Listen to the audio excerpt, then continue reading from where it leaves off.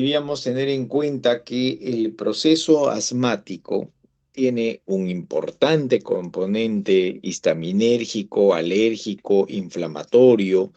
Entonces vamos a ir describiendo la actividad desde la respuesta histaminérgica, ¿ok? Entonces, cuando nosotros hablamos de un proceso alérgico, lo primero, o histaminérgico, lo primero que debemos tener en cuenta es que el mastocito o la célula cebada tiene unas inmunoglobulinas en su membrana, que son proteínas, ¿ya? Que reciben justamente al alergeno. Y se produce en ese momento la interacción antígeno-anticuerpo. ¿Quién es el alergeno? Puede ser el polvo, puede ser el polen, puede ser frío, puede ser el esfuerzo físico, una serie de factores que nos lleva a que el mastocito se degranule y libere histamina. ¿Ok? Entonces vamos a ver que hay una liberación de histamina. Y también hay liberación de una enzima de la que luego vamos a hablar más extensamente, que es la fosfolipasa A2. ¿Ok? Esta histamina va a interactuar con receptores histaminérgicos llamados receptores H1, ¿ok? Y de cuya ubicación podemos sacar algunas consecuencias de la interacción. ¿Qué quiero decir? Lo que sucede es que tenemos una barrera hematoencefálica que nos va a dividir si la respuesta histaminérgica es a nivel central o si la respuesta histaminérgica se está dando a nivel periférico. ¿Ok? A nivel periférico. Cuando la respuesta histaminérgica, la activación de este receptor histaminérgico, se da a nivel central, generamos tres respuestas importantes para nuestro quehacer del día de hoy, para nuestro estudio de hoy, que es vigilia, ¿ok? Es disminución del apetito y genera náuseas, ¿ok? Y a nivel periférico tiene respuestas tanto vasculares como no vasculares. Dentro de la respuesta vascular promovemos la vasodilatación, pero no solamente la vasodilatación, también generamos aumento del peristaltismo,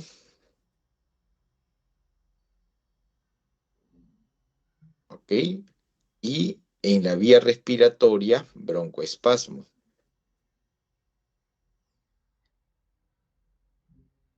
Y dentro de la vasodilatación, lo que destaca es el aumento de secreciones, aunque no es lo único, así que vamos a hacerlo más hacia arriba. Vamos a aumentar secreciones,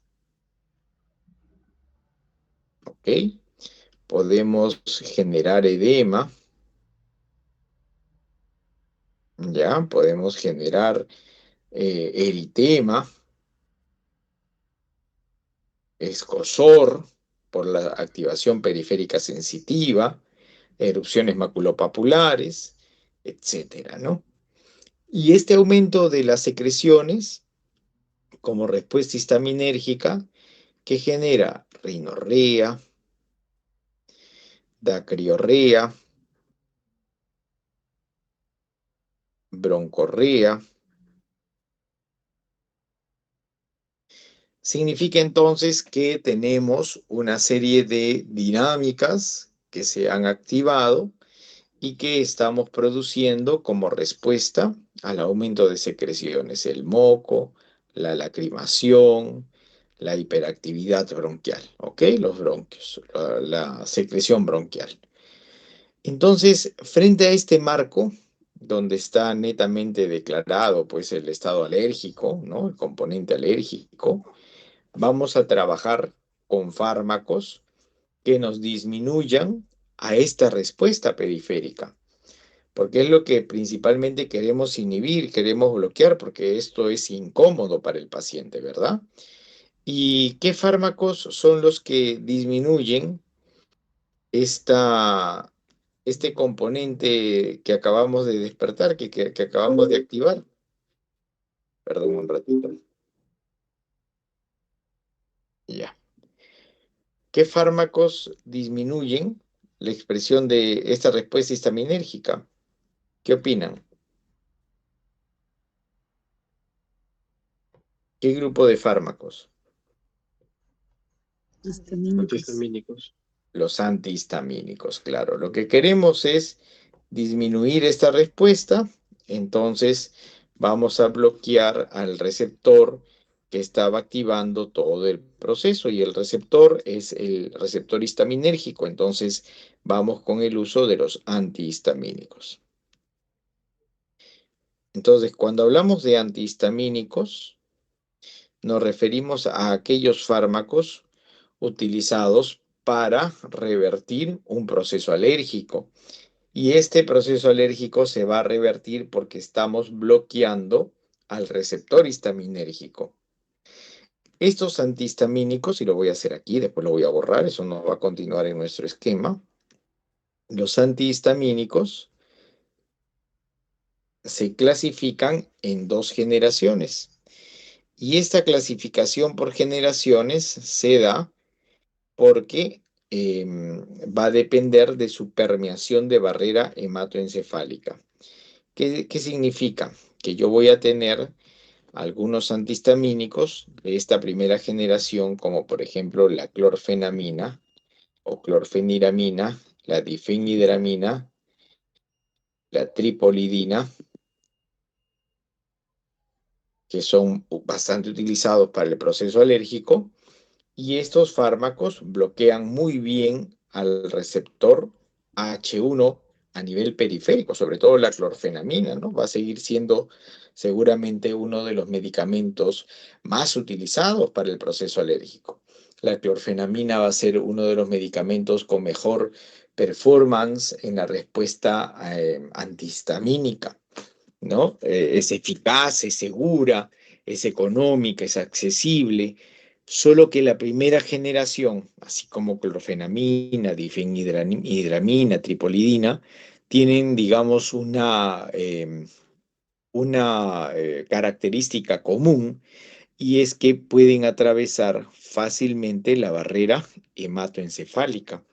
Entonces, cuando bloqueamos al receptor histaminérgico a nivel periférico, no solamente vamos a conseguir la acción que buscábamos, que era disminución de secreciones, disminución de rinorrea, de dacreorrea, de broncorrea, del edema, del eritema, de la activación de las terminaciones periféricas sensitivas, del escozor, ¿no? De todo lo que se activa pues con con el manifiesto histaminérgico, ¿no?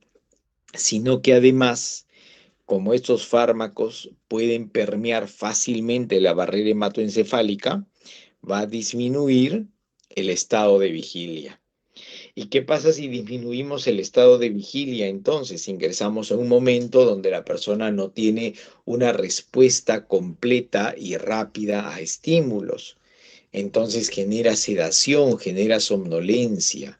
Por eso es que cuando tomamos un antihistamínico, ¿qué nos da? Nos da sueño. Y eso es un limitante medianamente para su uso, ¿no? Sobre todo cuando son personas que requieren tener una plena atención de sus actividades, cuando necesitan responder de una manera rápida y efectiva a cualquier estímulo, por ejemplo, un chofer, por ejemplo, un operario de máquinas que necesita estar con toda la dinámica activada para poder responder rápidamente a cualquier situación que se les presente. Entonces, este es un pequeño limitante para el uso de estos fármacos.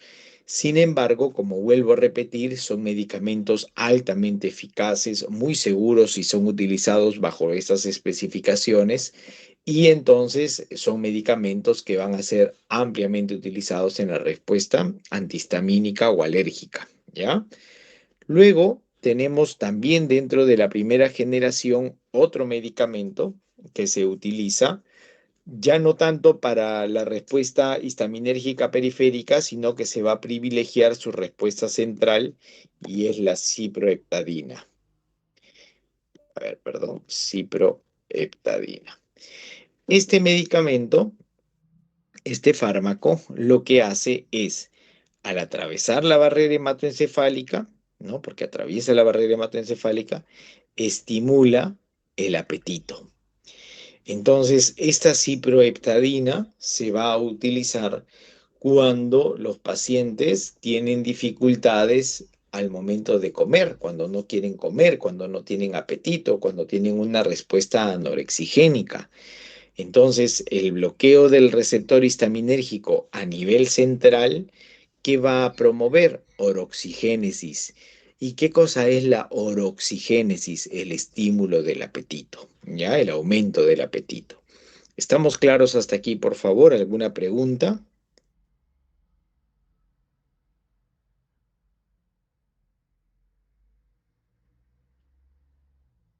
Profesor, ¿No hay? disculpe, Sí. FLA2, ¿qué era? ¿Cuál, hijita? El FLA2, Ah, que la está cerca de... fosfolipasa A2, pero todavía no hemos hablado de ella, todavía está ahí en, digamos, en pendiente, ¿no? Vamos conversando de la disminución o en este caso ya el aumento del apetito. Entonces, ¿cuál de los fármacos antihistamínicos se está utilizando para la promoción del apetito? Ciproheptadina, Muy bien, sí, ciproheptadina. Tripolidina, difenhidramina y clorfenamina, ¿para qué se utiliza? un antialérgico. Ya, pero ¿cómo?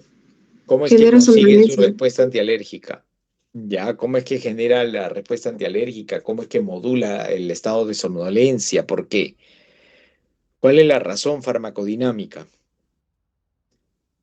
Bloquean receptores H1. Muy bien, porque bloquean receptores H1 y la respuesta histaminérgica, la respuesta alérgica, se va a dar por bloqueo H1 a nivel periférico y la somnolencia por bloqueo H1 a nivel, Central. muy bien, a nivel central. ¿Estamos claros? Por favor, ¿me están entendiendo? Somos 35 personas conectadas y yo necesito que de los 35, por lo menos 36 estén entendiendo. ¿Se ha entendido? Sí, dos Sí, doctor. personas. 3, 4, 5, 6, 7, 8, 9. Ok, bueno. Sí, Guamán. Ah, ya, está reaccionando que sí ha entendido. Perfecto. Gracias.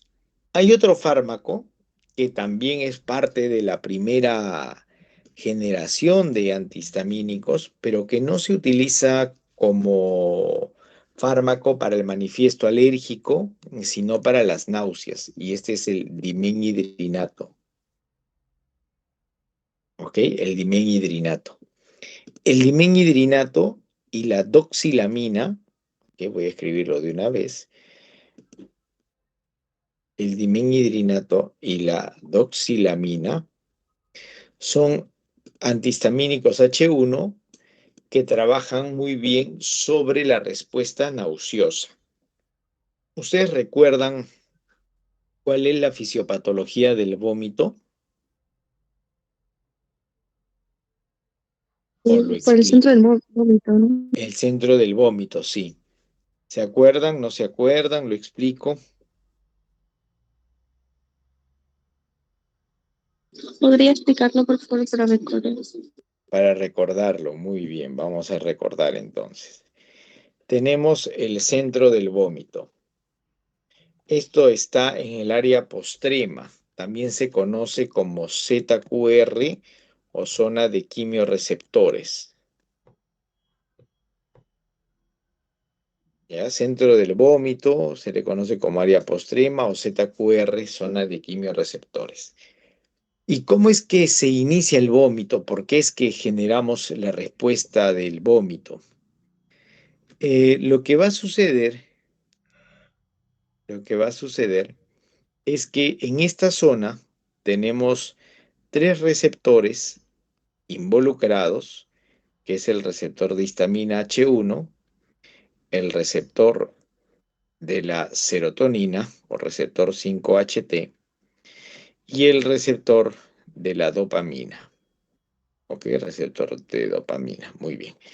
Y estos receptores se activan con justamente sus ligandos. ¿Quiénes son sus ligandos? La histamina, la serotonina, ok, y la 5-HT y la dopamina. Entonces, cuando estos receptores se activan, inicia el proceso de náuseas.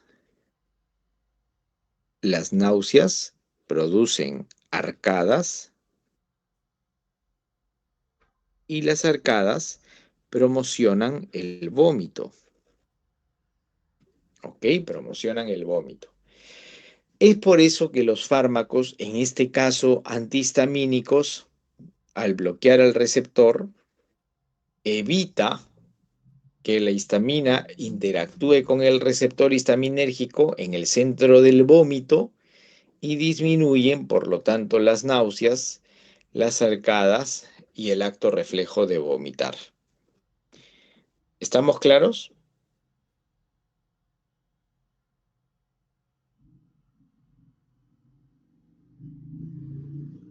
Y estos son los principales fármacos antieméticos: dimenhidrinato y doxilamina, ¿ya?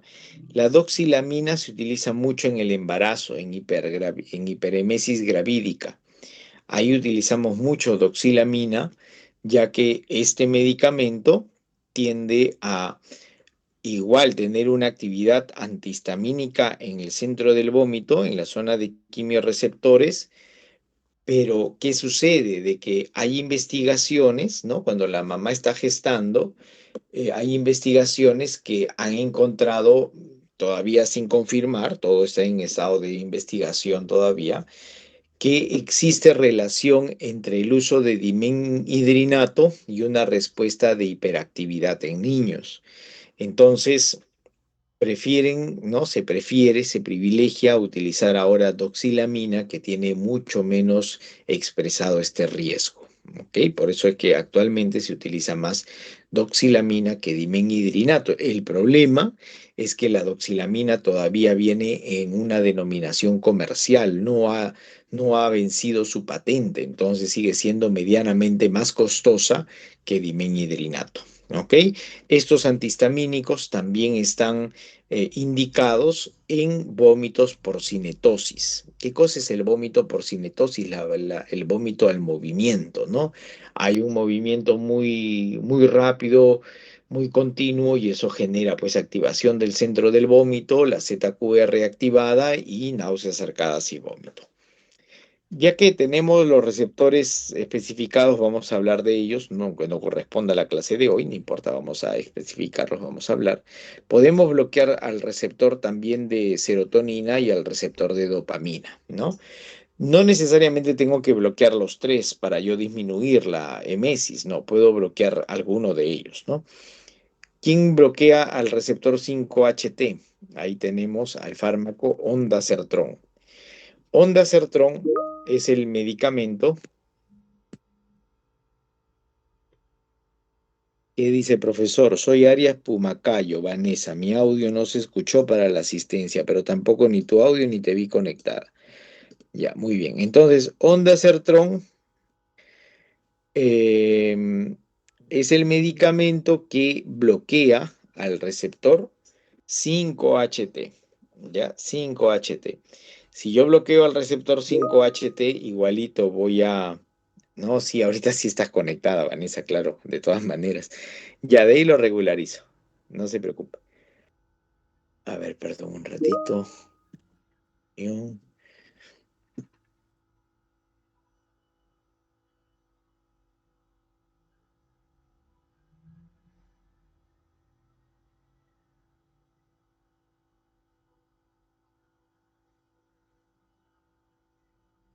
Muy bien. ¿Cuándo utilizamos ondansetron con más aplicación? En náuseas que se desencadenan por el uso de quimioterápicos, o sea, náuseas por fármacos. El ondansetron es de elección, ¿ya? Y luego tenemos otro grupo, otros fármacos que trabajan sobre el receptor de dopamina. Ahí está la domperidona y la metoclopramida. ¿Ya? Domperidona y metoclopramida. Estos fármacos trabajan bloqueando el receptor de dopamina.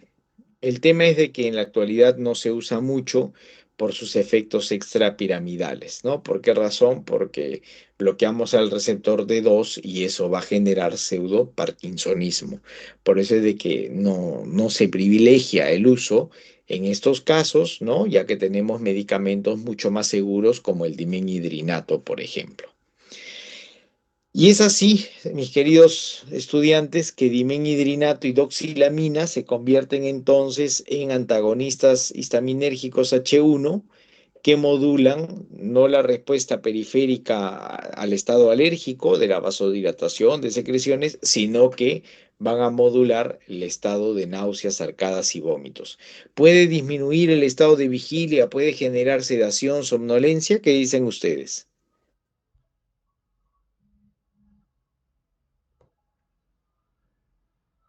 Si es de primera, sí, sí podría. Sí, ¿verdad? Sí, ampliamente, claro. Claro que pueden generar sedación, somnolencia estos medicamentos, ¿ok? ¿Alguna pregunta? Voy a comenzar a borrar todo lo que es antihistamínico porque no, en realidad no corresponde a hoy, pero bueno, lo toqué por el tema de borro, ¿ya? Ok, doctor. Listo.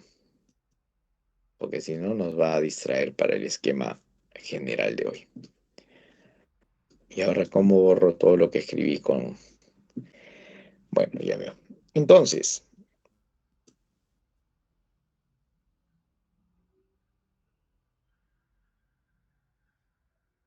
esos son los antihistamínicos de primera generación, ¿no? No se olviden que los de primera generación tienen una alta potencialidad de atravesar la barrera hematoencefálica, ¿ya? ¿Y quiénes son antihistamínicos de segunda generación? Voy a tipearlo para que no se quede en el aire, ¿ya? Antis. Ok, ¿quiénes son los antihistamínicos de segunda generación? ¿Por qué aparecen primero esos antihistamínicos? Aparecen por la oportunidad de disminuir la permeación de la barrera hematoencefálica, ¿ya? Atraviesan menos la barrera hematoencefálica, por lo tanto, producen menos sueño, menos somnolencia, menos sedación. ¿Y aquí qué fármacos tenemos? Aquí está la loratadina, por ejemplo, la cetiricina, la levocetiricina, la desloratadina, la fexofenadina, la rupatadina, etcétera, ¿no? Rupatadina, etcétera. ¿Ya? Pero estos fármacos van a tener una menor permeación de la barrera hematoencefálica. No significa, ojo con eso, no significa que no atraviesa la barrera hematoencefálica, sí la atraviesa. Lo favorable de este grupo de fármacos es que su permeación es menor. Entonces, la oportunidad de generar disminución del estado de vigilia también disminuye. ¿Ok? Ahora, esta respuesta farmacodinámica también depende mucho de las características inherentes a la persona que tome el medicamento. Pueden haber personas que respondan igual con mayor somnolencia, hay personas que respondan con menor somnolencia. ¿Me están entendiendo? Hola. ¿Sí? Ok. Entonces, cuando hablamos de estos medicamentos, nos estamos refiriendo a aquellos fármacos que van a disminuir la respuesta histaminérgica periférica. Ya hemos visto cómo. Voy a borrarlos. ¿Hay alguna pregunta hasta ahí? De casualidad, ninguna. Muy bien, entonces continuamos. Esta fosfolipasa A2, ¿qué va a hacer? Recuerden que nuestros fosfolípidos de membrana son fosfoglicéridos, ¿no? Son lípidos que están expresados por un conjunto de diacilgliceroles y un ion fosfato. Y en su composición química tienen ácidos grasos. Y esta fosfolipasa A2 tiene la oportunidad de estimular a que la membrana celular libere un ácido graso específico que es el ácido araquidónico. ¿Y qué sucede cuando la célula libera ácido araquidónico desde sus fosfolípidos de membrana? Este ácido araquidónico se convierte en sustrato para dos enzimas importantes del proceso y dos enzimas importantes de la vía. Estas son la ciclooxigenasa y la 5-lipooxigenasa. Y cuando el ácido araquidónico toma la vía de la ciclooxigenasa, va a promocionar la expresión de prostaglandinas. Y cuando vamos por la vía de la 5-lipooxigenasa, promocionamos la expresión de leucotrienos. Y tanto las prostaglandinas como los leucotrienos van a ser mediadores. Ok, vamos a hacerlo aquí. Van a ser mediadores espasmogénicos. ¿Qué significa? Que producen espasmos, ¿no? Contracciones. Y en este caso particular estaríamos desarrollando broncoespasmo o broncoconstricción, como quieran llamarlo. Broncoespasmo. Entonces, fíjense todo lo que se modula desde la desgranulación del mastocito, la importancia que tiene la membrana celular, su composición, sus ácidos grasos, el metabolismo del ácido araquidónico, la expresión de estos eicosanoides, prostaglandinas, leucotrienos. ¿Por qué eicosanoides, profesora? Porque vienen de un ácido graso que tiene 20 átomos de carbono. Entonces los productos también tienen 20 átomos y la denominación son eicosanos, prostaglandinas y leucotrienos. Y cuando el paciente es asmático, ¿no? Es muy reactivo a los leucotrienos. La musculatura lisa bronquial es muy hiperactiva a la expresión de leucotrienos. ¿Qué significa? Que si nosotros modulamos, una persona asmática, mejor dicho, produce leucotrienos, inmediatamente va a incrementar la hiperactividad bronquial, pudiendo llegar a un nivel de broncoespasmo, ¿no? Y la severidad del espasmo va a ser bastante elevada. Por esta razón, ¿me están entendiendo hasta ahí? ¿Me están entendiendo? Hola, hola. ¿Sí? Doctor, lo último de la severidad, eso podría repetirlo. Lo vuelvo a explicar. Bien, lo explico aquí abajo. Entonces, ¿qué sucede? Nosotros hemos dicho que de los fosfolípidos de membrana, ven ahí, ¿no? ¿Ven dónde estoy Sí, tipeando? Ya. De estos fosfolípidos de membrana vamos a liberar ácido araquidónico. ¿Ok? Y este ácido araquidónico va a formar prostaglandinas y van a formar leucotrienos. Eso es lo que hemos dicho. Pero, no sé qué dice, ya. Pero ¿cómo? O sea, ¿qué pasa aquí? Yo tengo una enzima, que es la fosfolipasa 2, y que me libera ácido araquidónico, y por la vía de la ciclooxigenasa y de la 5-lipooxigenasa, formo las prostaglandinas y los leucotrienos. ¿Ok? Y tanto las prostaglandinas como los leucotrienos, pero más los leucotrienos, por eso le vamos a hacer 3 líneas, más los leucotrienos, generan espasmo bronquial. En una persona asmática, pues, ¿no? En una persona asmática. Modulan el broncoespasmo. Es por esa razón que por ejemplo, para el manejo de la vía respiratoria, la hiperactividad bronquial, el proceso inflamatorio en una persona asmática, no podríamos utilizar AINES. ¿Por qué razón? Porque si yo utilizo un AINE como por ejemplo ibuprofeno de repente, no se me ocurre usar ibuprofeno. ¿Qué puede suceder? Yo voy a inhibir, porque ese es el mecanismo de acción de los AINES, ese es su diana molecular, su target. Inhibimos a la COX. Entonces, ¿qué va a suceder? Genial, disminuyo las prostaglandinas, pero miren qué vía sigue abierta. ¿Qué vía sigue abierta? Leucotrienos. La de los leucotrienos, claro. ¿Y qué modulan los leucotrienos? El broncoespasmo. Broncoespasmo.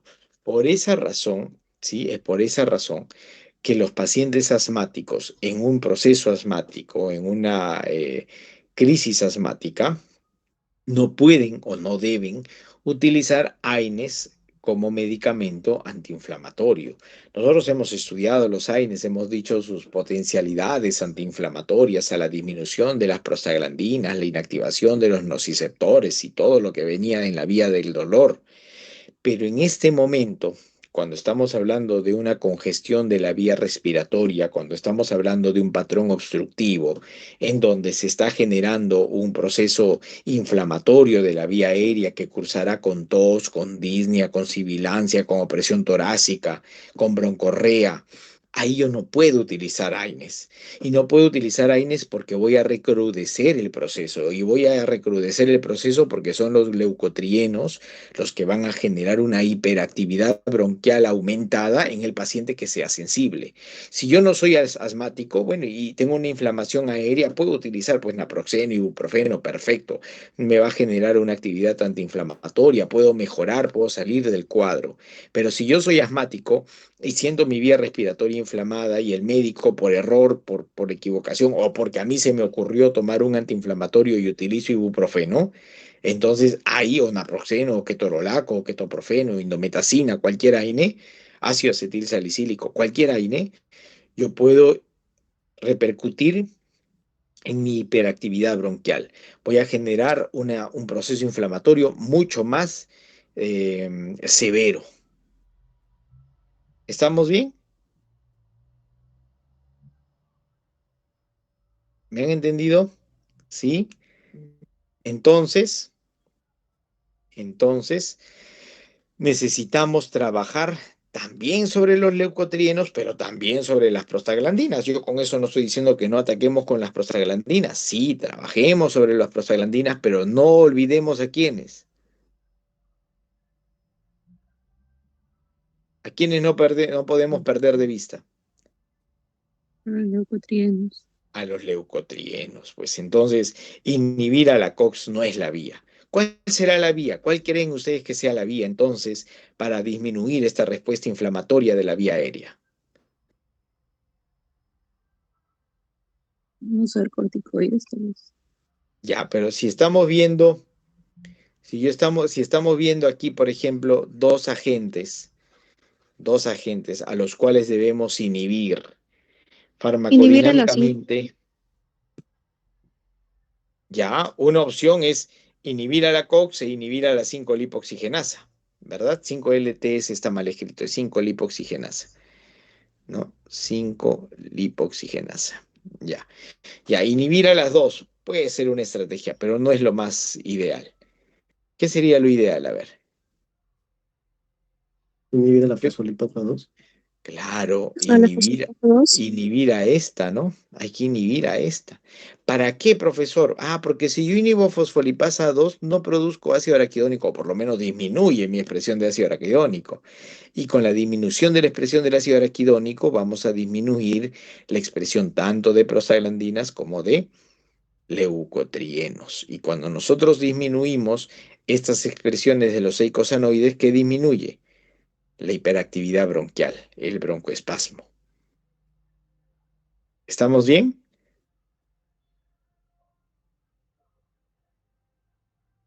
Perfecto. Todos, ¿no? ¿Seguros?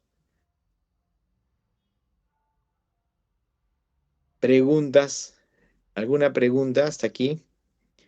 ¿No hay preguntas? Ya. Entonces voy a borrar, ¿ya?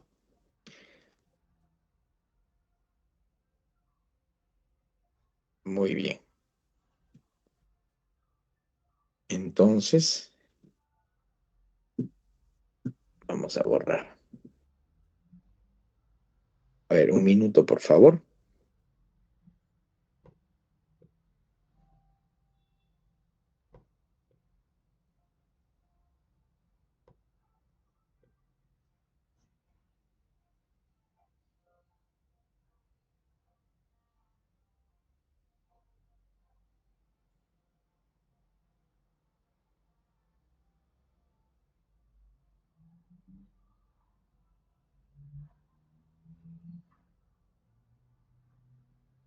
Muy bien. Entonces, cuando nosotros hablamos de los fármacos, vamos a ingresar ya al estudio de los fármacos antiasmáticos, ¿ok? De los fármacos antiasmáticos, vamos a trabajar con tres tipos de fármacos, ¿ya? Vamos a trabajar primero con glucocorticoides inhalatorios, pero yo voy a explicar los dos, los sistémicos y los inhalatorios, pero de todas maneras para que quede en el registro que hemos hablado de glucocorticoides inhalatorios, vamos a hablar de los broncodilatadores, ¿ok? Y hablaríamos de los preventivos asmáticos. El tercer grupo, preventivos asmáticos, ¿ok? Si esto lo abrimos como un arbolito, diríamos lo siguiente, ¿ya? Vamos a bajar un poco más para darnos espacio. Ok.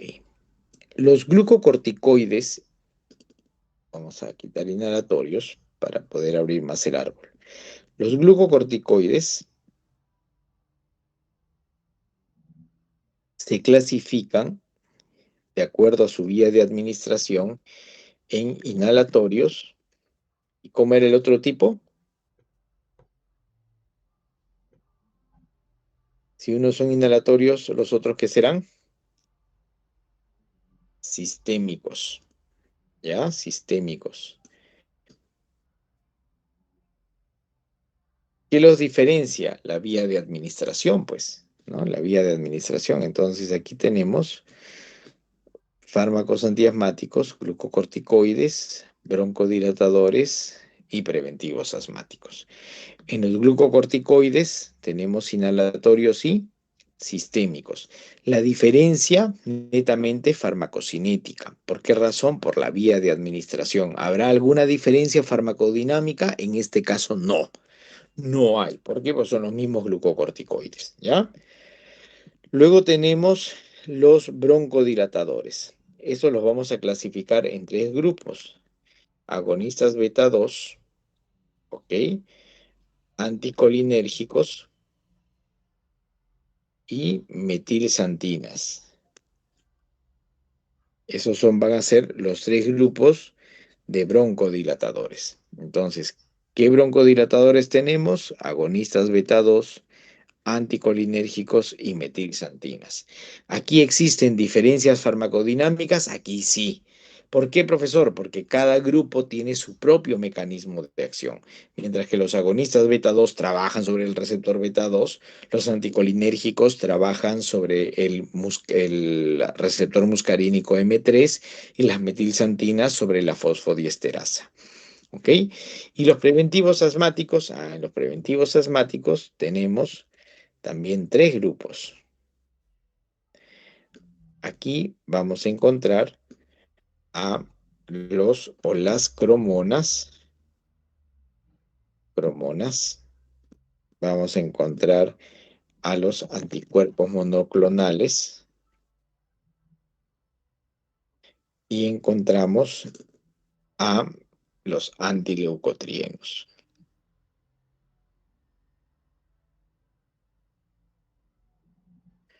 ¿Ok? Entonces ahí tenemos, ¿no? Cromonas, anticuerpos monoclonales y antileucotrienos. ¿Quedó clara la clasificación de antiasmáticos para ingresar a grupo por grupo? Ok.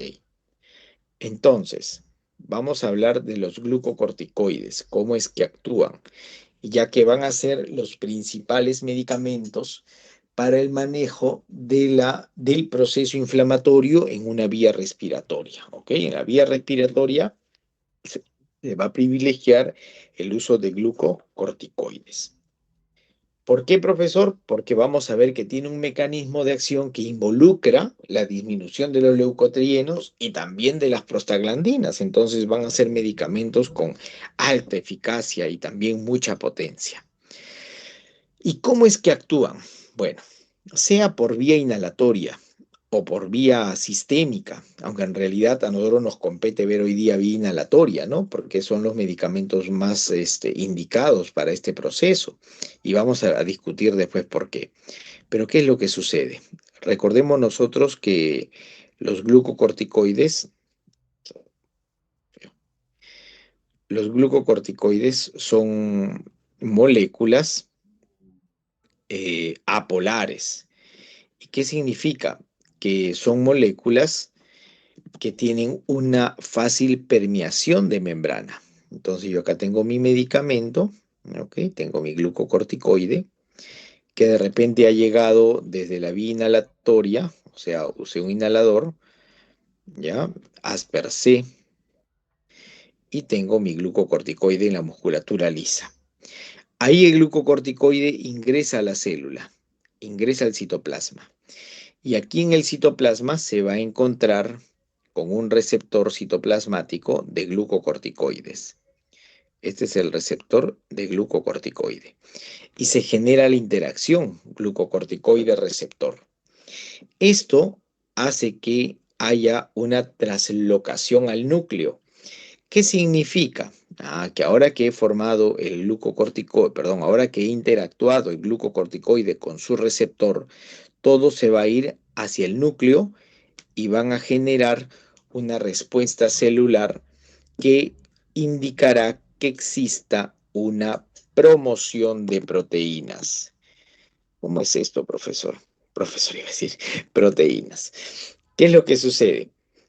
Que cuando yo genero interacción génica, ¿no? Estoy haciendo una traslocación al núcleo, o sea, el glucocorticoide ha llegado al receptor, activado al receptor y todo ha sido transportado hacia el núcleo y ha interactuado con el DNA, ¿no? Esta interacción hace que esta célula, ¿y qué célula es, profesora? Es una célula muscular. ¿Qué célula? Muscular, lisa, bronquial. ¿Ok? Es una célula muscular lisa bronquial. Y cuando el glucocorticoide ha llegado, a ver, vamos a poner que sea budesonide. Budesonide ha llegado a la célula, a la musculatura lisa bronquial, y este budesonide lo que va a hacer es una promoción de proteínas. ¿Y qué proteínas? La célula comenzará a producir lipocortinas. ¿Y por qué son importantes las lipocortinas? Vamos por acá, vamos aquí arriba. Yo utilicé un glucocorticoide, ¿están viendo dónde estoy? Donde iniciamos el gráfico. ¿Lo ven? ¿Me abandonaron? Sí, ya. Entonces, el glucocorticoide en la célula ha promocionado que se expresen qué proteínas, ¿cómo se llamaban las proteínas? Lipocortinas. Muy bien, lipocortinas.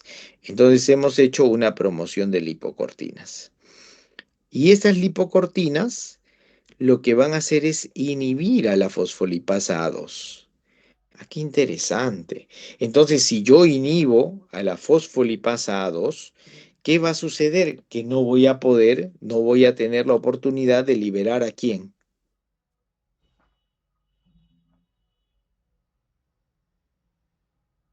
Ácido araquidónico. Al ácido araquidónico. ¿Cuál era la función de la fosfolipasa 2? La fosfolipasa 2 es la enzima que hace que el fosfolípido de membrana exprese ácido araquidónico. Y entonces ahora, en este momento, nuestra fosfolipasa 2 está inhibida. ¿Y quién la ha inhibido?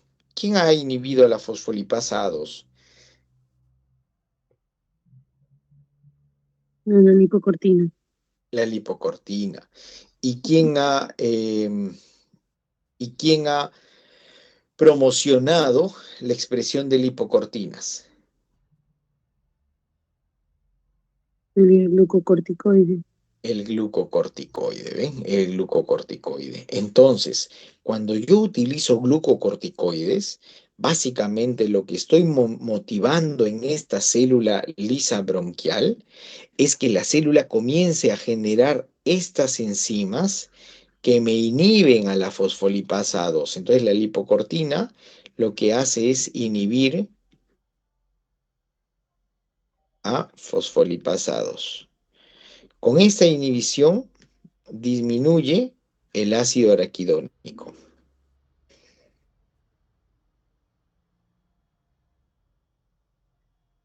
Y cuando yo disminuyo ácido araquidónico, disminuyo prostaglandinas y disminuimos leucotrienos.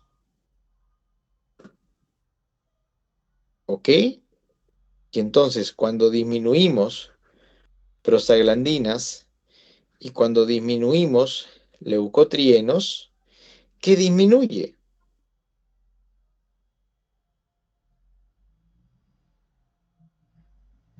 El espasmo bronquial. ¿Ok? Disminuimos el espasmo bronquial. ¿Qué les parece la información? ¿Están bien? ¿Alguna pregunta? ¿Alguna duda? ¿Está claro? ¿Sí? Voy a borrar un poquito, ¿ah? No sé si tengan hasta aquí alguna pregunta. ¿Ninguna? Ya voy a hacerlo abajo para no borrar. Entonces, fíjense, nuevamente, ¿ya? Lo que hemos hecho ha sido una promoción de lipocortinas y estas lipocortinas están inhibiendo a la fosfolipasa 2. Perfecto. Pero también va a suceder lo siguiente, fíjense. Tenemos aquí en la célula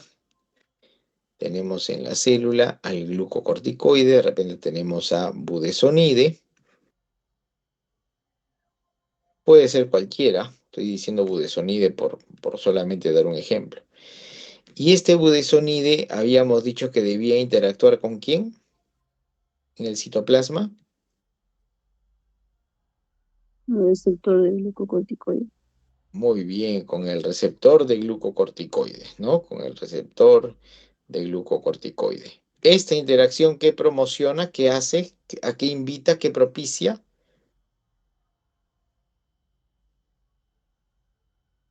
La expresión de lipocortinas. No, la interacción propicia traslocación al núcleo. ¿Qué cosa era traslocar al núcleo? Trasladarlo, llevarlo ¿a dónde? ¿A dónde está? ¿Quién está en el núcleo?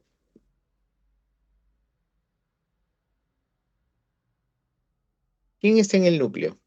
El ADN. El ADN, muy bien, el ADN. Y es justamente esta interacción que se da en el DNA, porque es eso lo que pasa. Finalmente el glucocorticoide entró a la célula, entró al gran cerebro de la célula, a la computadora de la célula, al que va a dar todas las indicaciones de la síntesis de proteínas. Y esto genera promoción de proteínas, ya lo habíamos visto. Promoción de proteínas. Pero en el ejemplo anterior o en la explicación anterior hablamos de las lipocortinas como proteínas que se habían promocionado. Ahora vamos a promocionar otro tipo de proteínas y vamos a promocionar a nivel de la membrana celular expresión de receptores beta 2. ¿Cómo es esto, profesor? Que tu célula de la musculatura lisa bronquial comienza a generar receptores beta 2. ¿Y para qué? ¿Por qué? Porque ya sabemos que la respuesta simpática ¿qué produce a nivel de la vía respiratoria? Broncodilatación. Broncodilatación, ¿ven? Entonces, un paciente que utiliza por mucho tiempo glucocorticoides inhalatorios mejora su perfil en cuanto a la intensidad y la severidad del cuadro asmático. ¿Por qué? Porque los glucocorticoides por larga data estimulan, en larga data, yo no espero que en 2, 3 usos ya tengan nuevos receptores beta 2, no, pero en meses de uso, 3, 4, 5, 6 meses continuo, un año continuo, mi célula, mi tejido muscular liso bronquial, tendrá una mayor cantidad de receptores sensibles. ¿Para qué? Para que yo luego asocie al glucocorticoide a un agonista beta. Si este es un receptor beta 2, yo voy a utilizar asociado a mi glucocorticoide un agonista beta 2, ¿como quién? Por decir formoterol. ¿Y qué va a suceder? Que cuando yo use el formoterol voy a tener quien lo reciba. Y al tener quien lo reciba, genero broncodilatación.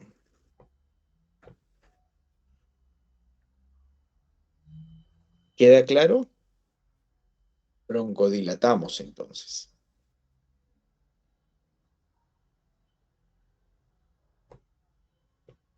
¿Está bien? ¿Está claro? ¿Alguna pregunta?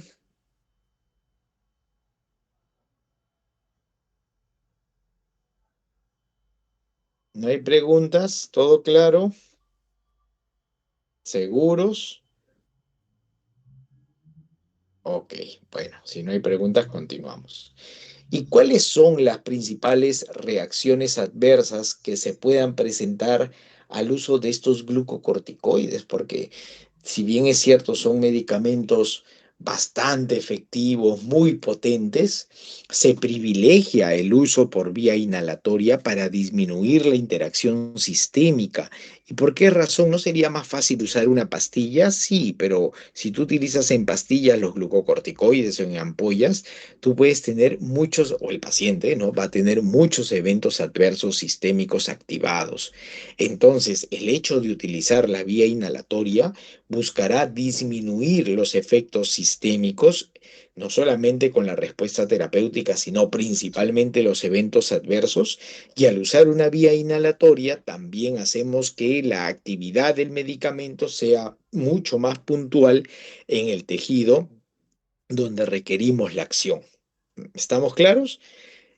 Pero, sin embargo, también podemos generar algunos eventos adversos el hecho que ingrese pues el medicamento vía inhalatoria. Y una de las principales consecuencias de utilizar glucocorticoides inhalatorios es la generación de candidiasis orofaringia. ¿Y por qué produciríamos candidiasis orofaringia? Porque los glucocorticoides son inmunosupresores. Entonces, esa es su reacción adversa. ¿Por qué razón? Porque nosotros estamos viendo que hay una respuesta celular, hay una respuesta de la célula que genera a la interacción con el núcleo, a la interacción con el ADN, vamos a desarrollar promoción de proteínas. Pero no solamente promocionamos lipocortinas, no solamente promocionamos receptores beta 2, sino que así como da la célula una respuesta de promoción de proteínas, puede darnos también una respuesta paralela de inhibición de proteínas y lo que genera es una inhibición de inmunoglobulinas. Entonces, si inhibimos síntesis de inmunoglobulinas, si no sintetizamos inmunoglobulinas, nuestro sistema de defensa comenzará a descender, comenzaremos a perder inmunidad y esa pérdida de inmunidad va a desarrollar, ¿no?, la polución, la evolución, el desarrollo, crecimiento de cándida que está en nuestro manto y generar la candidiasis orofaringia, pues. ¿Por qué razón? Porque el inhalador entra por la boca. Al entrar por la boca y hacer el paso a la vía aérea, ¿no? Queda una cantidad, una fracción de fármaco queda tapizando la cavidad orofaringia. Pero ese tapiz de medicamento no es un tapiz biodisponible, en realidad finalmente es un exceso, ¿no? Lo que nos interesa, lo que va a tener realmente la acción farmacológica, va a ser el medicamento que llegue a la vía respiratoria, aquel glucocorticoide que ingresa a la célula muscular lisa bronquial, no la que se queda tapizando la boca. ese medicamento que se queda tapizando la boca y que por consecuencia nos está generando inmunosupresión y candidiasis orofaringia, es un medicamento que no debería estar ahí y por lo tanto viene el gran consejo al paciente que utiliza glucocorticoides inhalatorios. ¿Cuál es el consejo? Que se enjuague la boca. Tan simple como eso. Ayer me dijeron que se lave los dientes. Bueno, sí tiene sentido, pero en realidad el diente no se ve afecto. Lo que se ve afecto es la mucosa. Entonces basta con que se le enjuague la boca después del uso del glucocorticoide y mejoramos la respuesta. ¿Estamos bien? ¿Estamos claros? ¿Alguna pregunta?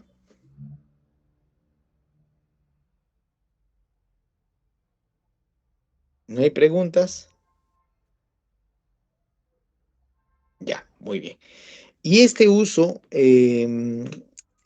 del medicamento vía inhalatoria, ¿no? Vía inhalatoria, se ha desarrollado, se ha hecho, se ha promocionado para disminuir la vía sistémica. ¿Y por qué razón habría que disminuir la vía sistémica? Lo que sucede es que los glucocorticoides son muy potentes, son fármacos muy efectivos, son los mejores antiinflamatorios para la vía respiratoria. Ya estamos viendo que disminuye la promoción de leucotrienos, que es importante en la hiperactividad bronquial. Sin embargo, son medicamentos que generan hipertensión arterial, hiperglicemia, síndrome de Cushing, hiperaldosterismo, ¿no? ¿Qué más? Ya dije hiperglicemia, diabetes, ¿no? Dislipidemias, no sé si dije catarata, glaucoma, hiperhirsutismo, estrías violáceas, sobrepeso, retención de líquidos, ¿no? Edema. Entonces, son medicamentos que si bien es cierto, son sumamente potentes, pero llevando al concepto de que estamos en una enfermedad crónica y que por lo tanto para manejar el síndrome es necesario utilizar una terapéutica prolongada, la vía sistémica no es la mejor vía para estos medicamentos. La vía sistémica puede generar muchas complicaciones si utilizamos en dosis terapéuticas por larga data a los glucocorticoides. ¿Cómo disminuimos entonces esta probabilidad de que el paciente aumente azúcares, aumente de peso, aumente presión, aumente digamos, el daño cardiovascular por tromboembolismos, que por el aumento de la presión arterial, ¿no? Que genere cataratas, glaucoma? ¿Cómo? Utilizándolo vía inhalatoria. Porque cuando yo lo utilizo vía inhalatoria, el medicamento básicamente se deposita directamente en la vía respiratoria y su accionar será en este segmento del cuerpo, del organismo, ¿no? Y si me dirán, no, pero ¿y lo que se quede en la boca? Bueno, les estoy diciendo que lo ideal será que se enjuague la boca para evitar que generemos reacciones adversas en otras zonas donde no deberíamos encontrar el medicamento. ¿Estamos bien? ¿Estamos claros? ¿Alguna pregunta? ¿Alguna pregunta? ¿No hay preguntas? ¿Tan bien se ha entendido? ¿Seguros? Bueno, muy bien. Doctor, Sí, hola. ¿cuál sería la contraindicación para esos fármacos? La más importante. Contraindicación, bueno, que haya un paciente diabético que esté en una hiperglicemia, ¿no? Básicamente, ahí ya no deberíamos utilizar glucocorticoides porque sabemos que vamos a inducir a una mayor producción de azúcares, ¿no? De repente que tenga una presión intraocular también aumentada. Entonces, básicamente tienen esas contraindicaciones, ¿no? Ah, ok, está bien, gracias. Ujú, muy bien. Ok, ¿no hay más preguntas? Entonces pasamos a hablar de los broncodilatadores. Ah, pero no he hablado de quiénes son, ¿no? Los glucocorticoides, vamos a mencionarlos, aunque ustedes los conocen porque ya han hecho su exposición de glucocorticoides. Los voy a tipear acá arriba.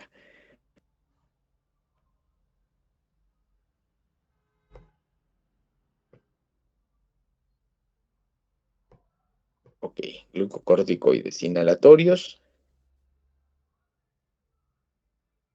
que son budesonide, fluticasona y beclometasona.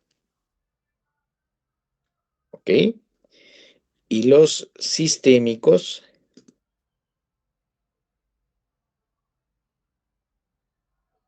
sistémicos tenemos dexametasona, que es el más potente de todos los glucocorticoides, prednisona, prednisolona, triamcinolona, mometasona, betametasona, deflazacort, hidrocortisona.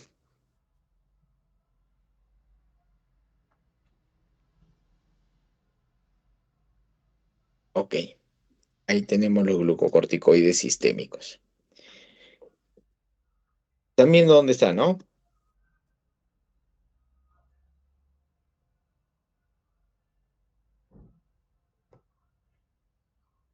Ok, muy bien. Entonces ahí tienen los inhalatorios y los sistémicos.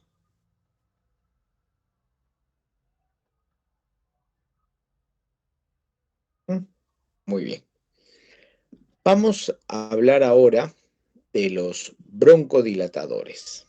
Ok, vamos a tocar los agonistas beta 2. Recuerden que los broncodilatadores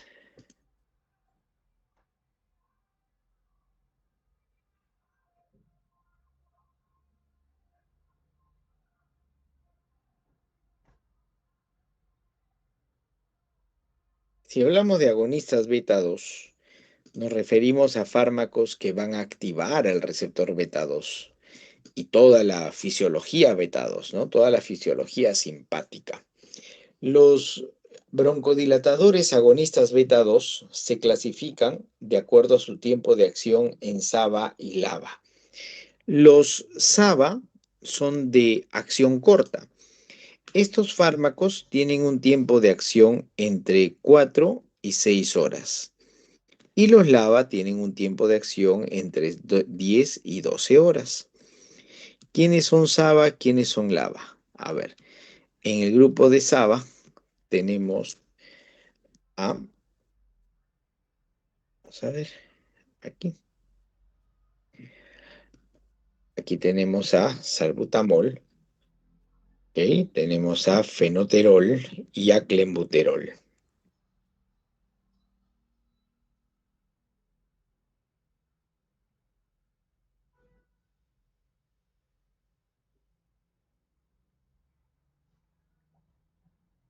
Clenbuterol, ¿ya? Esos son los principales, vamos a hacerlo de nuevo, los principales agonistas beta 2 de acción corta. Y en la acción larga, ¿a quiénes encontramos?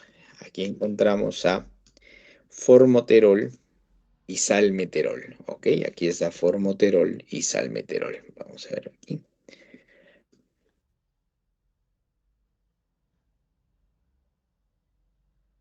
Salmeterol y a formoterol. Metilsantinas, chao. Ok. Entonces, estos fármacos son agonistas beta 2 de acción prolongada. ¿Cómo se utilizan? Bueno, también se privilegia aquí el uso por vía inhalatoria. ¿Y por qué se privilegia el uso por vía inhalatoria? Igualmente, para primero puntualizar su acción sobre la musculatura lisa bronquial y en segundo término para disminuir los efectos sistémicos, ¿no? Los efectos sistémicos. ¿Y cómo es que actúan estos fármacos? Recordemos, en la musculatura lisa bronquial,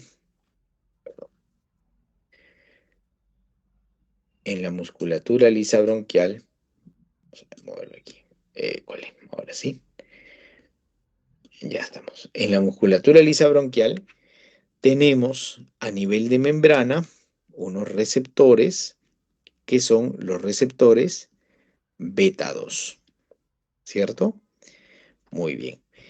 Y salbutamol, fenoterol, formoterol, salvo el clenbuterol, que ese sí va vía sistémica, en jarabes, en tabletas, ¿no? En pastillitas. Ahí le ponen su asterisco, pues ese va vía sistémica. Entonces, estos fármacos activan al receptor beta 2, que se encuentra en la membrana del músculo liso bronquial. Vamos a ponerle ahí para que no se olviden que estamos en el músculo liso bronquial. Perfecto. Entonces, cuando activamos, porque ese es el mecanismo, esa es la forma de interacción, nunca lo olviden, estos fármacos activan al receptor beta 2, por eso tienen categoría de agonistas, si no serían pues antagonistas, ¿no? Cuando activamos al receptor beta 2, se activa la proteína de transducción. ¿Y qué proteína de transducción tienen? Tienen una proteína del tipo GS. Y cuando se activa la proteína GS, lo que hacemos es activar a la vía de la adenilato ciclasa. Entonces activamos al sistema adenilato ciclasa. Adenilato ciclasa. Y todo esto ya ustedes lo conocen más que bien, ¿no? Adenilato ciclasa transforma el ATP en AMP cíclico, y este AMP cíclico transforma la proteína quinasa de una versión inactiva a que sea una proteína quinasa en versión activa. ¿Y cómo es que esta proteína quinasa finalmente lleva o nos lleva a la broncodilatación? Pues recuerden que en la célula muscular lisa existen unos retículos sarcoplásmicos y estos retículos sarcoplásmicos tienen en su membrana tiene unas bombas llamadas bombas calcio-ATPasas que se activan. ¿Cómo es esto, profesor? No entiendo. Vamos a ver. Ahí tenemos entonces nuestra calcio-ATPasa, ¿no? ¿Y qué es la calcio-ATPasa? La calcio-ATPasa es una bomba del retículo sarcoplásmico que lo que hace es, cuando se activa, comienza a guardar calcio, comienza a almacenar calcio. ¿Y quién activa esta bomba calcio-ATPasa? La proteína quinasa activa. Entonces, ¿qué pasa en el músculo liso bronquial finalmente? Cuando el beta 2 ha sido activado por algún fármaco, finalmente disminuimos calcio. Y cuando disminuimos calcio, no se da la activación calmodulina, actina, miosina, que son dependientes justamente de calcio. Entonces es ahí que a la disminución de calcio producimos, en este caso, broncodilatación. Y es esa la razón entonces por la que los agonistas beta 2 van a ser los más importantes broncodilatadores. Bueno, no los más importantes, pero sí son muy importantes y son de repente los más utilizados dentro de la dinámica broncodilatadora. ¿Estamos bien? ¿Alguna pregunta? ¿Alguna duda? ¿Algo que no se haya entendido?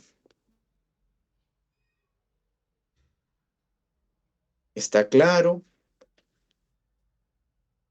Doctor, una consulta. ¿Este Sí, efecto de generar estos receptores beta 2 también los tendrían los SABAs o solamente los LABAs? cualquiera, SABA y LABA, pues cualquier agonista beta 2. Mm, Ujú. Ya, cualquier agonista beta 2. ¿Alguna otra pregunta?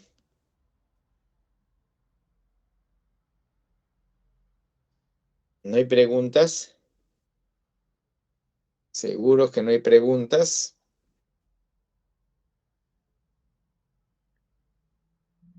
Ok.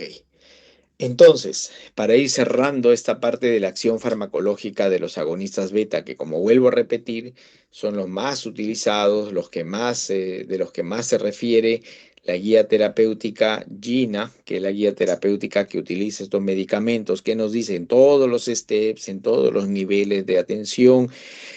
Nos habla del uso de glucocorticoides inhalatorios, budesonide, beclometasona, pero cuando no es la respuesta completa ya nos indican que debemos trabajar con broncodilatadores del tipo beta 2 agonistas, ¿no? Beta 2 agonistas. Y entonces necesitamos conocer de estos beta 2 agonistas por eso, ¿ya? Entonces recordemos, el beta 2 agonista, que puede ser cualquiera de los ABA o de los LABA, lo único que diferencia entre ellos es el tiempo de acción. Estos fármacos activan al receptor beta 2, se activa la proteína de transducción, que es la proteína GS, se da la vía de adenilciclasa, la promoción de proteína quinasa activa, y la proteína quinasa activa lo que hace es almacenarnos al ion calcio. Entonces, en el citoplasma el ion calcio disminuye, no se da la activación del complejo calmodulina, actina-miosina, clásico de la musculatura lisa, y por lo tanto relajamos con broncodilatación. ¿Ya? De esa manera trabajan tanto los ABA como los LABA. ¿Estamos bien?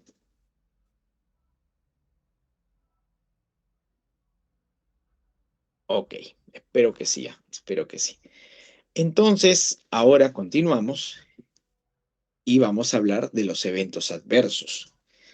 En primer lugar, no podemos evitar el flujo, el intercambio de gases a nivel del neumocito, ¿no? A nivel de los alvéolos pulmonares. No podemos evitar que el flujo de aire pase a la sangre. Y esta sangre va a regresar hacia el corazón a través de la circulación menor. Entonces, estos fármacos potencialmente pueden activar también receptores beta 2, pero en el músculo cardíaco, que también tiene receptores beta 2. Y estos receptores beta 2 no se comportan, por más que tienen la misma vía de transducción de señal, la misma GS, la proteína quinasa en el corazón no trabaja como en el músculo liso bronquial. En el corazón, ¿qué hace? En el corazón aumenta el ritmo cardíaco. Por eso es que decimos que cuando el fármaco llega a la musculatura cardíaca, que genera taquicardia, pues, ¿no? Genera taquicardia. Entonces yo tengo mi corazoncito, ¿no? Que está trabajando bien, está trabajando normalito, y de repente, de sus pocos receptores beta 2, los activa el medicamento, mi receptor beta 2 aquí. Entonces llega de repente el salbutamol, el fenoterol, el formoterol, cualquiera de ellos, activa el receptor y se activa la proteína de transducción, GS. Entonces hay proteína quinasa. Pero acá la proteína quinasa no trabaja disminuyendo calcio, sino aumentando calcio. Y eso que me genera una taquiarritmia, ¿no? Una taquicardia. Una respuesta de cronotropismo y dronotropismo positivo. Pero también es una taquicardia que se va a producir por la siguiente razón, fíjense. En la musculatura esquelética, ¿ok? En el músculo esquelético, también tenemos, vamos a hacerlo más pequeño, también tenemos receptores beta 2, vamos a hacerlo de este color. Y en el músculo esquelético, que tenemos receptores beta 2, estos pueden ser activados igualmente por estos fármacos, pues, ¿no? Porque el fármaco no es que solamente trabaje puntualmente sobre el beta 2 de músculo liso bronquial, no, trabaja sobre cualquier beta 2 que encuentre. Por eso es de que usarlo vía inhalatoria disminuye cualquier acción periférica, porque se agota ahí, se metaboliza y ya se elimina, ¿no? Pero de repente lo he tomado en pastillas, ¿no? Y aquí está llegando, he hecho una alta dosis del inhalador, y aquí está llegando, por decir, salbutamol. Cualquiera podría ser, ¿ah? Cualquiera podría ser. Y está llegando salbutamol, pero ya les dije, este es, ¿qué célula? Músculo esquelético. ¿Ya? Músculo esquelético. ¿Estamos bien? ¿Y qué pasa cuando el salbutamol o cualquiera de estos fármacos activa al beta 2 del músculo esquelético? Se aperturan canales de potasio, ¿ok? Se cierran canales de potasio. Se cierran canales de potasio. Y cuando yo cierro canales de potasio, ¿qué sucede? El ion potasio ya no fluye. Y si ya no fluye el ion potasio, se está quedando internamente en la célula, su carga positiva empieza a despolarizar. Recuerden que el flujo regular del ion potasio es del intracelular al extracelular. Y entonces cuando ya no tengo liberación de potasio y el ion potasio se queda en la célula muscular esquelética, comienza a generar despolarización, y esta despolarización produce tremor, llamado tremor esencial. Tremor esencial. Y este tremor esencial es el temblor fino que se genera a nivel de manos, ¿no? Principalmente en los pacientes que utilizan este tipo de fármacos. Y el hecho de que el ion potasio no salga de la célula y se quede, ¿qué genera a nivel sanguíneo? Porque recuerden que el flujo de potasio de la célula, el extracelular, lleva también un componente de regulación del medio interno, ¿no? ¿Y qué va a pasar entonces a nivel plasmático con el potasio? ¿Qué sucederá en la sangre con el potasio? Si no está saliendo de la Hipocalemia. célula. Muy bien, si no sale de la célula muscular, si se está quedando atrapado aquí el potasio, no puede ir a sangre. Entonces en sangre disminuye. Y a esto se le llama entonces hipocalemia. Por lo tanto, si en algún momento se les pide que justifiquen la hipocalemia producida o estimulada por hipocalemia, producida o estimulada por los agonistas beta, ¿qué dirían? Ah, la hipocalemia se expresa porque el beta 2 activando al agonista beta 2 activando al receptor beta 2 en la musculatura esquelética, cierra canales ¿de qué? Potasio. De potasio, Potasio. haciendo que el ion potasio no migre hacia el extracelular, produciendo que en sangre disminuya la concentración de potasio y genere hipocalemia. Y esta hipocalemia, ¿qué puede desencadenar? Esta hipocalemia va a producir arritmias con elevación del segmento QT. Fíjense qué interesante. Entonces aquí ya tenemos otro fundamento, ¿no? ¿Por qué salbutamol produce arritmias con elevación del segmento QT? O fenoterol o formoterol o cualquiera de estos fármacos, ¿no? Porque esta arritmia tiene como estímulo la hipocalemia y la hipocalemia se produce porque la activación del receptor beta 2 nos lleva al cierre de canales de potasio y esto hace que se genere toda la dinámica, ¿no? De compensación de este sistema. ¿Estamos bien? ¿Estamos claros? ¿Alguna pregunta hasta aquí? Vamos a hacer un pequeño receso de unos 10 minutitos y volvemos, ¿ok? ¡Rápido, Patricio!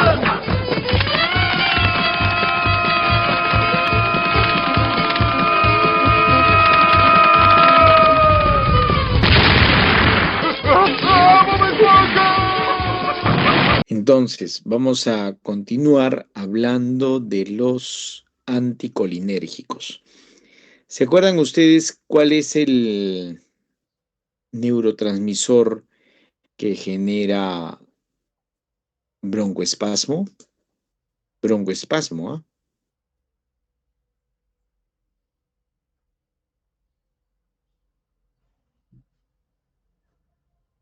¿Cuál es?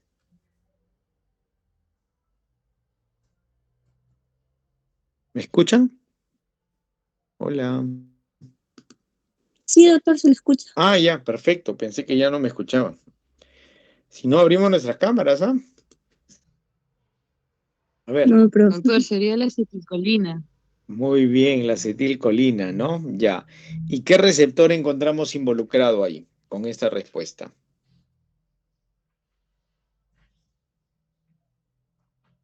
Serían los colinérgicos, ¿Cuál de muscarínicos. ellos? Muscarínicos. ¿Qué número? Para ser exactos. El 3 estaba en los músculos. Músculo liso bronquial, ¿no? Muy bien. Entonces vamos a continuar. Así que vamos por aquí y vemos los anticolinérgicos. ¿Ya? ¿Ven dónde estoy escribiendo, no? ¿Ven o no ven? Ya estamos.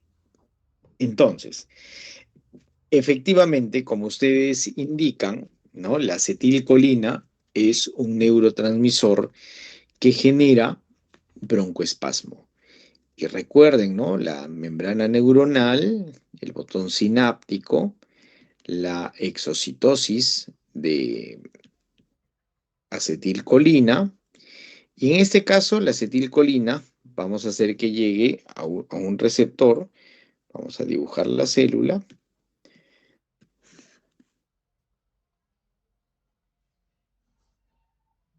Ahí está la célula.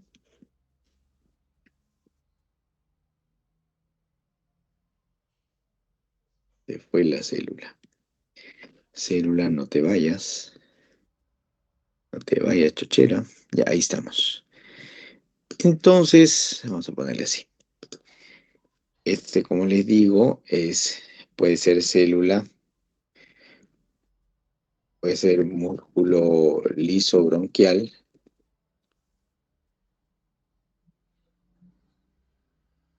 como que también podría ser, como que también podría ser un tejido glandular, porque vamos a hablar de dos respuestas importantes, ya la respuesta bronquial y la respuesta glandular. ¿Listo? Ya. Entonces, ¿qué pasa? Aquí en la membrana nosotros tenemos nuestro receptor, que es el receptor M3. Y el receptor M3 se activa por la acetilcolina, y la acetilcolina, en este caso, que activa el receptor, activa a la proteína de transducción, que es del tipo GQ. Y ya nosotros sabemos qué pasa cuando activamos la proteína GQ, ¿no? Fosfolipasa C, inositol trifosfato, diacilglicerol. Por lo tanto, ¿qué aumenta? El ion calcio. Y al aumento del ion calcio, entonces, ¿qué generamos? Generamos broncoespasmo y aumentamos las secreciones. Entonces, bajo esa lógica, ¿qué debemos hacer? Bajo esta respuesta, ¿qué es lo más inteligente hacer? Bloquear. Bloquear al receptor. Si yo bloqueo al receptor, ¿qué evito? Que la acetilcolina interactúe con el receptor. Y si evitamos que la acetilcolina interactúe con el receptor, disminuye el broncoespasmo y disminuyen las secreciones. ¿Se entiende, por favor? Sí, doctor. Sí, perfecto. Y ahí tenemos entonces a los SAMA. ¿Y qué significa SAMA? Anticolinérgico o antimuscarínico, antagonista muscarínico de acción corta. ¿Quién está? El bromuro de hipratropio. ¿Ya? Y también encontramos los LAMA. ¿Quiénes son los LAMA? Los de acción prolongada.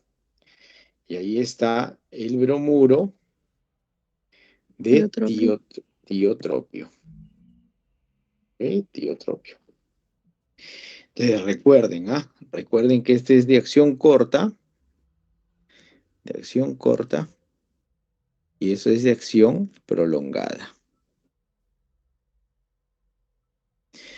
¿Estamos bien? ¿Me han entendido? Los anticolinérgicos. Igualmente, su vía de administración, ¿cuál va a ser? Estos fármacos ingresan por inhalación. ¿Ok? Por inhalación.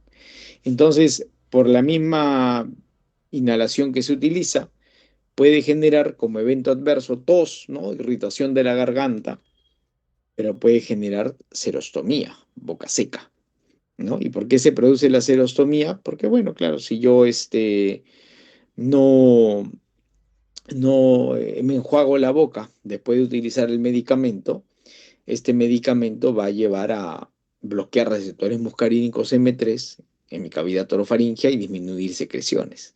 Entonces eso va a hacer que el paciente sienta una sensación de sabor desagradable, un sabor metálico, y así lo manifiesta, ¿no? Así lo expresa como un sabor desagradable. ¿Estamos claros? ¿Estamos bien? ¿Alguna pregunta, por favor? Para pasar a las metilsantinas. Sí, Valeria. No, la oración de casualidad sí entendí muy bien. Ah, ya, perfecto, muy bien. Entonces, vamos a hablar ahora de un grupo de fármacos que no se utilizan mucho en la actualidad. Fueron, sí, los primeros broncodilatadores cuando no habían agonistas beta 2, cuando eran muy costosos, se trabajaban con metilsantinas. ¿Ok? Entonces vamos a hablar de ellas. Metilsantinas. En este grupo hay dos fármacos prototipo. Ya tenemos a la aminofilina y a la teofilina. Ellos son estimulantes. Uy, no sé a dónde nos fuimos. Acá estamos. Ellos son estimulantes del centro respiratorio. ¿Ya? Más se va a utilizar por esa propiedad ahora en cuidados intensivos, cuando el paciente sale de un entubamiento endotraqueal, de respiración artificial. Ahí se le da aminofilina para que motive el centro respiratorio y traten de respirar ya por sí solos, ¿no? Salgan de esta ventilación mecánica. Pero ¿cómo actúan? Estas metilsantinas inhiben a la fosfodiesterasa. Entonces vamos un poquito a hablar del mecanismo para que entendamos el proceso. ¿Recuerdan ustedes que el AMP cíclico que formábamos desde adenilato ciclasa transformaba ATP en AMP cíclico? Este AMP cíclico lleva a que la proteinquinasa de la célula de una versión inactiva pase a ser proteinquinasa en versión activa, ¿cierto? Y esta proteinquinasa en la célula muscular lisa, ¿qué condiciona? ¿Qué disminuye? Disminuye calcio.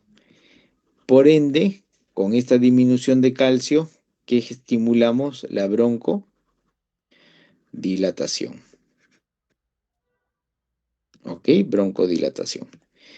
Pero aquí hay un ligero inconveniente entre comillas, ¿no?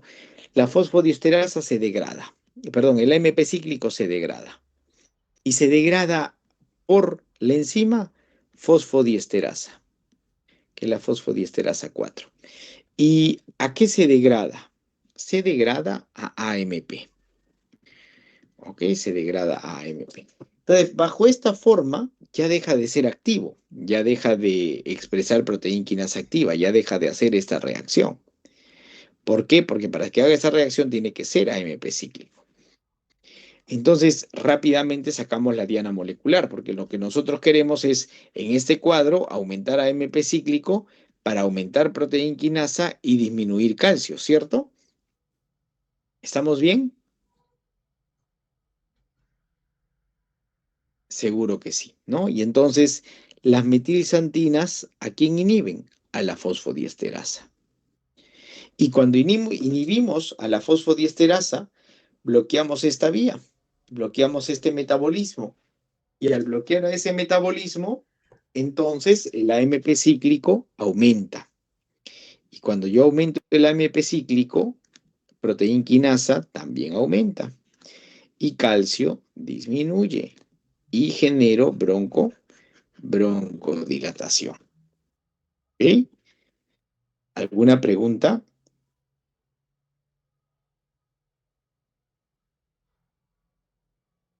¿Alguna pregunta, por favor? ¿No hay? Bueno, pero ¿por qué no se usan en la actualidad? No se utilizan porque son fármacos con un estrecho margen terapéutico. Y los fármacos que tienen un estrecho margen terapéutico, en realidad se prefiere no usar o usar medicamentos más seguros, ¿no? Y ahí están los beta 2, los anticolinérgicos, los glucocorticoides. Estos medicamentos tienen una relación muy cercana entre la dosis terapéutica y la dosis de toxicidad, ¿ya? Por eso es de que no son ampliamente utilizados. Muy bien. Y esos son entonces, a ver, vamos a ver qué hemos hecho, ¿ah? Ya hemos hecho glucocorticoides, sí, ya hemos hecho broncodilatadores, sí. ¿Qué nos falta?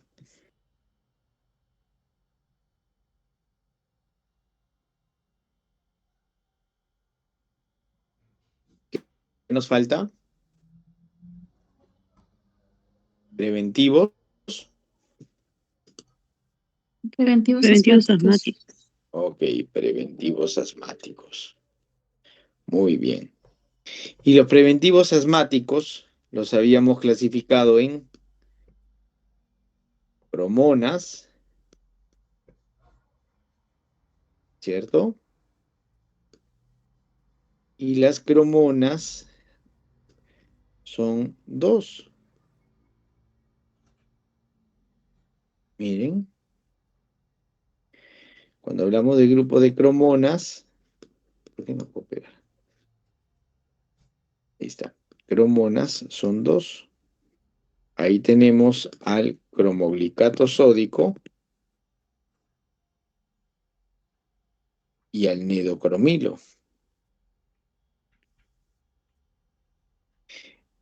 Estos medicamentos, ok, estos fármacos, van a tener el mismo mecanismo de acción que los anticuerpos monoclonales. Entonces vamos a copiar acá, vamos a pegarlo ahí y vamos a describir de ellos. Anticuerpos monoclonales. En este grupo tenemos a omalizumab. Principalmente, no es el único, pero es el, digamos, el que tiene más uso dentro de lo poco que se utilizan. Vamos a marcar antes del mecanismo de acción, vamos a marcar el objetivo de utilizar estos fármacos, porque primero que son fármacos costosos, ¿ya? Son muy caros. Sobre todo las cromonas, los anticuerpos monoclonales son sumamente costosos. Pero digamos, el objetivo de uso es en pacientes muy reactivos, ¿no? Muy alérgicos. Y estos medicamentos no es que te curen ni te saquen del proceso alérgico, no, sino que lo que va a hacer es un poquito dilatar, ¿no? La crisis y crisis, o sea, va a disminuir la severidad y va a disminuir la intensidad de la crisis asmática.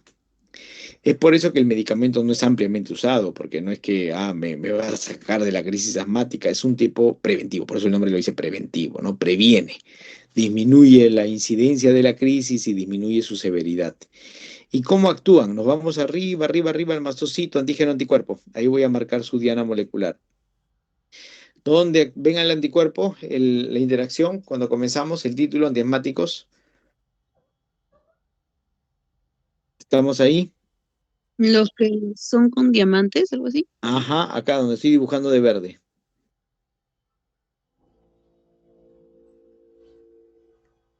Ya. ¿Qué van a hacer estos fármacos? Van a evitar la interacción antígeno-anticuerpo. Y si evitamos la interacción antígeno-anticuerpo, ¿qué sucede? El mastocito no se degranula. El mastocito no se abre. Y si no se abre, no exocitamos nada. ¿Ven? No liberamos histamina, no liberamos fosfolipasa A2. Entonces, la oportunidad de generar la incidencia del broncoespasmo disminuye, o la incidencia del broncoespasmo disminuye, su severidad disminuye. ¿Me entendieron por qué?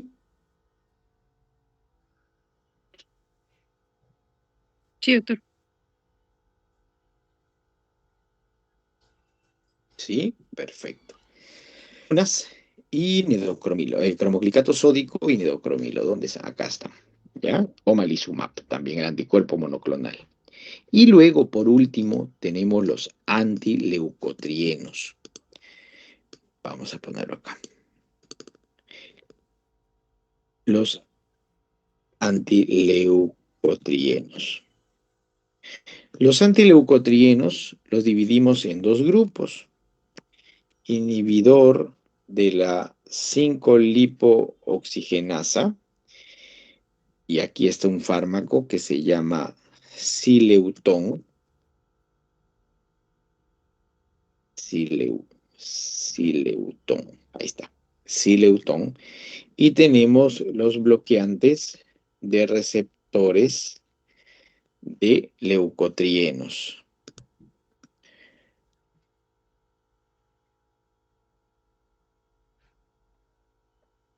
De receptores de leucotrienos. Acá, ¿qué fármacos tenemos? A montelukast, a Zafir Lucast y a Pran Lucast. ¿Estamos? Estos 3 fármacos van a tener la acción, ¿ok? Van a tener la acción de bloquear al receptor de leucotrienos. Y cuando bloqueamos al receptor de leucotrienos, entonces generamos una disminución del proceso de hiperactividad bronquial. Vamos a ver por acá. Yo les decía que de los fosfolípidos de membrana, por actividad de la fosfolipasa A2, ¿no? Venía la fosfolipasa A2, ¿y qué expresaba? Ácido araquidónico, ¿cierto? Y ese ácido araquidónico era sustrato para la COX, pero ahorita estamos viendo la 5-lipoxigenasa, ¿no? La 5-lipooxigenasa. ¿Y qué vamos a promocionar? Expresión de leucotrienos. ¿Ya? Expresión de leucotrienos. Entonces, estos leucotrienos tienen sus receptores, que se llaman receptores de leucotrienos. Todas las personas alérgicas son muy reactivas a estos leucotrienos. Entonces, ¿qué nos dice la respuesta farmacológica? O bloqueas a la 5-lipoxigenasa con sileutón, ¿ok? Con sileutón, para que disminuyan los leucotrienos, o bloqueas al receptor. ¿Con qué bloqueo? Con Montelukast.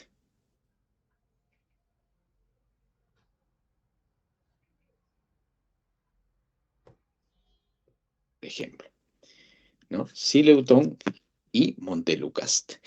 Entonces, con sileutón yo inhibo la enzima, disminuyo leucotrienos. Con Montelukast bloqueo al receptor. Sea como fuese, voy a disminuir la respuesta proinflamatoria. ¿Por qué? Porque recuerden que los leucotrienos son mediadores espasmogénicos. ¿Ok?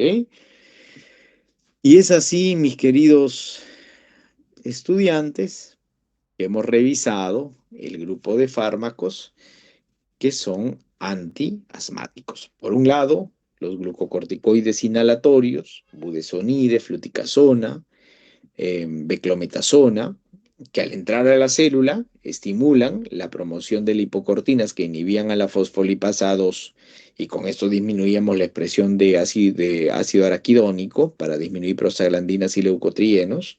Por otro lado, los broncodilatadores que pueden activar al receptor beta 2, que pueden bloquear al receptor muscarínico, que pueden inhibir a la fosfodiesterasa, y sea como fuese, lo que buscamos es broncodilatar. Y por otro lado, los preventivos asmáticos, que entre las cromonas y los anticuerpos monoclonales van a inhibir la interacción antígeno-anticuerpo para evitar la degranulación del mastocito. Y por otro lado, también en el grupo de preventivos asmáticos, los antileucotrienos que o bloqueando la 5-lipoxigenasa para disminuir la expresión de leucotrienos o bloqueando al propio receptor de leucotrienos con Montelukast, podemos conseguir una disminución de la incidencia y severidad del broncoespasmo. ¿Está claro? ¿Quedó claro? ¿Preguntas, dudas? Doctor, disculpe, ¿las cromonas entonces también tenían un mecanismo similar al anticuerpo monoclonal? El mismo mecanismo, lo que diferencia es el origen del fármaco. Los anticuerpos monoclonales son biológicos. ¿Ok? ¿Está bien? Listo. Muy bien. Bueno, si tienen cualquier duda, no sé, los quedo atento. ¿No hay preguntas?